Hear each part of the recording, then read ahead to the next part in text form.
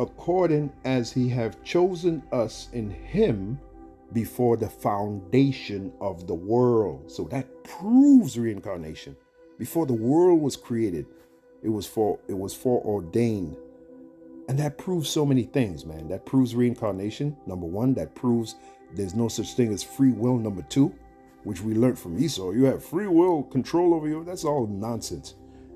Man's goings are of the Lord. How can a man then understand his own way? Clearly that's written. All right.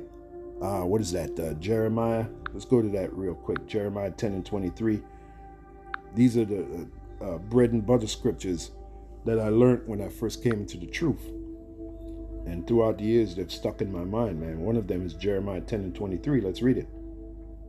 It says, "O Lord, I know that the way of man is not in himself." Oh Lord. So those of us that know the truth, we know the deal. We know there's no such thing as free will. All right. That's part of knowing the truth. Right.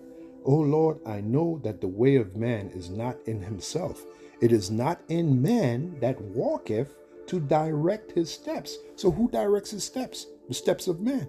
Whether he does good or evil, who directs him? The Heavenly Father, man.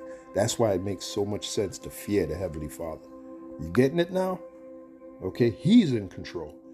Yahushua gave a clue. He said, a sparrow don't fall to the ground unless the Heavenly Father sanctioned it. That's what Yahushua said. So anything that happens, it was meant to happen. Okay, it was meant to happen by the will. Remember what the Apostle Paul said? By the will of the Heavenly Father, I am an apostle. Well, guess what? Anything that was meant to happen, it happened because it was by the will of Yahweh Bashem Yahushua. Nothing can happen unless it's the will of Yahweh Bashem Yahushua. It doesn't matter if it's good or evil. Okay, here's another one for you. Proverbs 16 and 9. It says, a man's heart deviseth his way, but the Lord directeth his steps. And Esau don't teach that because why? Esau, the scriptures tell us about Esau. The Most High is not in all their thoughts. Okay, they're not set up to teach the truth. They're the wicked. All right, Esau is the wicked. Esau is the devil, beginning with their top banking families. So don't look to get the truth from Esau. Okay, it's as simple as that. And Esau is getting ready to lose his power. Okay, that's what we're in the time of the great transition from the wicked to the righteous. Okay, Esau is the wicked. He's being phased out. The righteous are coming in, beginning with Yahushua and the rest of us Israelites. It's our time to rule now. Esau already had his time. He's passé.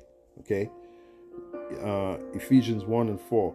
According as he have chosen us, but Esau ain't gonna go out without a fight. You better believe it. He's gonna fight to the very last. He's gonna lose, but it doesn't mean he's not gonna fight. Okay, he's gonna fight to the very last tooth and nail.